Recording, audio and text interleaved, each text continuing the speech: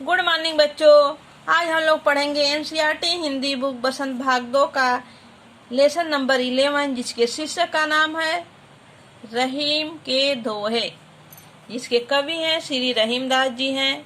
बच्चों, इनकी जो कविताएं हैं ज्ञान से पूर्ण होती हैं, छोटी छोटी पंक्तियों में बड़ी बड़ी बातें करते हैं। इनकी कविताएं जो हैं गागर में सागर भरने वाले हैं। आइए इनकी ज्ञान से पूर्ण कविताओं का रीडिंग लगाते हैं और इसके अर्थ को समझते हैं। कही रहीम संपत्ति सगे, बनत बहु बहुरीत, विपति कसौटी जे कसे ते ही साचे मीत, जाल परे जल जात बही तज मीनन की मोह, रहीमन मछली नीर को तऊ न छाड़त छो, तरवर फल नहीं खात है सरवर पियत न पान, कही रहीम पर काज हिते संपत्ति संचही सुजान, थोथे बादर क्वार के ज्यों कह रहीम घरात, धनी पुरुष निर्धन भय करे पाछली बात, धरती की शीत है शीत घाम और में, जैसी परे सो सही रहे त्यों रही में अदे। तो बच्चों, कही रहीम संपत्ति सगे, बनत बहुत बहुरीत, विपति कसौटी जे कसे ते ही साचे मीत। श्री रहीमदास जी कहते हैं बच्चों, जब हमारे पास धन संपत्ति होती है तो हमसे मित्र बनने के लिए बहुत लोग तैयार होते हैं, हमारे रिश्तेदार बहुत हमसे दोस्ती करने के लिए आगे होते हैं। लेकिन जब हमारे पास धन संपत्ति नहीं होती, कुछ नहीं होता है, तो सब लोग भागने के लिए तैयार हो जाएंगे। विपत्ति कसौटी ये कसे ते ही साचे मीत। मीत मान होता है बच्चों मित्र, यानी विपत्ति के समय, दुख के समय जो हमारा साथ दे वही सच्चा मित्र होता है। मित्र तो वही होता है जो सुख दुख में बराबर साथ दे, ये नहीं कि सुख में हमारे पास रहे दुख में चला जाए। तो रहीमदास जी के कहने का मतलब यही है कि बच्चों, जब हमारे पास धन दौलत होता तो हमसे दोस्ती करने के लिए बहुत लोग तैयार होते हैं, लेकिन जब हमारे पास कुछ नहीं रहता तो कोई हमसे दोस्ती करने के लिए, मित्रता करने के लिए कोई तैयार नहीं होता है। यानी यहाँ कवि के रहीमदास जी के कहने का मतलब है कि दुनिया धन दौलत के पीछे भागने वाली है। नेक्स्ट देखते हैं बच्चों, जाल परे जल जात बही तज मीनन की मोह, रहीमन मछली नीर को तऊ न छाड़त छो। यहाँ श्री रहीमदास जी ने जल और मछली के प्रेम को दर्शाया है कि जब जाल परे जल जात बही तज मीनन की मोह, जब पानी में बच्चों मछुआरे लोग जाल डालते हैं तो पानी तो निकल जाता है, लेकिन जो मछली का जल के प्रति प्रेम होता है वो कभी नहीं भूलती है। रहीमन मछली नीर को तऊ न छाड़ती छो, छो माने यानी जल के प्रति मछली का बच्चों जो प्रेम है वो कभी नहीं भूलती है, पानी तो छन के जाल से निकल जाता है।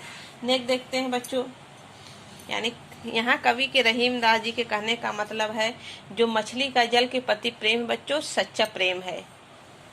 नेक्स्ट देखते हैं बच्चों, तरवर फल नहीं खात है सरवर पियत न पान, कही रहीम पर काज हित संपत्ति संचही सुजान।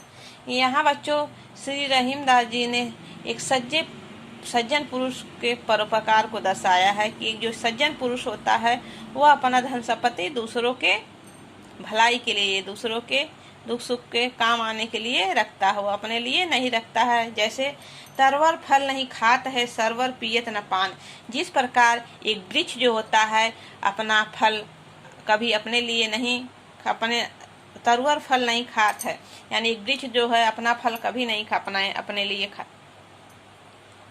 तरवर फल नहीं खात है सरवर पियत न पान, जिस प्रकार एक वृक्ष अपना फल स्वयं नहीं खाता है, एक नदी अपनी पानी जो है स्वयं नहीं पीती है, उसी प्रकार कही रहीमदास जी संपत्ति सचही सुजान। रहीमदास जी जो हैं वह अपना धन संपत्ति सिर्फ कही रहीमदास पर काज हित संपत्ति सचही सुजान, जो एक सज्जन पुरुष होता है वो अपना धन संपत्ति अपने के लिए नहीं रखता बल्कि दूसरों के भलाई के लिए रखता है। जिस प्रकार एक वृक्ष अपना फल नहीं खाता है, एक नदी कभी अपना पानी नहीं पीती है, उसी प्रकार सज्जन पुरुष जो होता है अपना धन दूसरों के भलाई के लिए रखता, न कि अपने लिए। नेक्स्ट देखते हैं बच्चों, थोथे बादर क्वार के ज्यों रहीम घरा, धनी पुरुष निर्धन भय करे पाछली बात। यहाँ कवि ने एक धनी पुरुषों के निर्धन होने के बाद भी उस अपने घमंड को बरकरार रखता, भूलता नहीं है। उसी बात को यहाँ कवि रहीमदास जी कहते हैं कि जिस प्रकार कुआर के महीने का बच्चों जो बादल होता है वह सिर्फ गरजता है, बरसता नहीं है।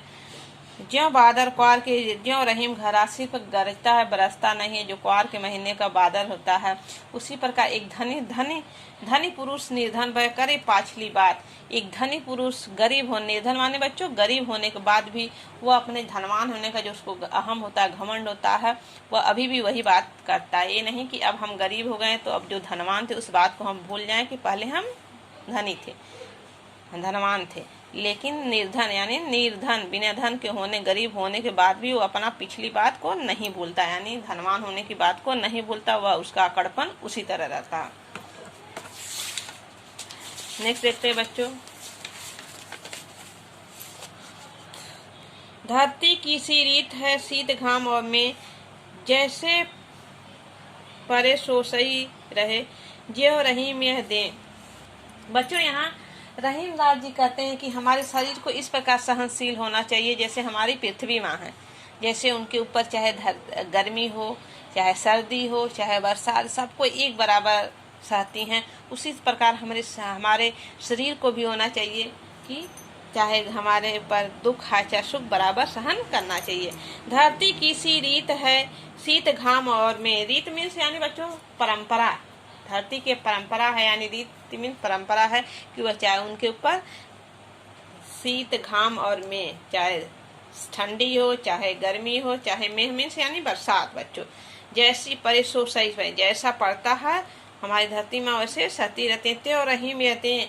तो वही रहीमदास जी कहते हैं, देह माने होता है बच्चों हमारा शरीर, हमको भी हमारा शरीर भी ऐसे ही होना चाहिए, चाहे दुख है चाहे सुख, बराबर सहनशील होना चाहिए। यानी शरीर की सहनशीलता को यहाँ श्री रहीमदास जी ने दर्शाया है। तो आज का यह कविता बच्चों ये वीडियो यहीं समाप्त होता है और एक्सरसाइज हम अगले वीडियो में आपको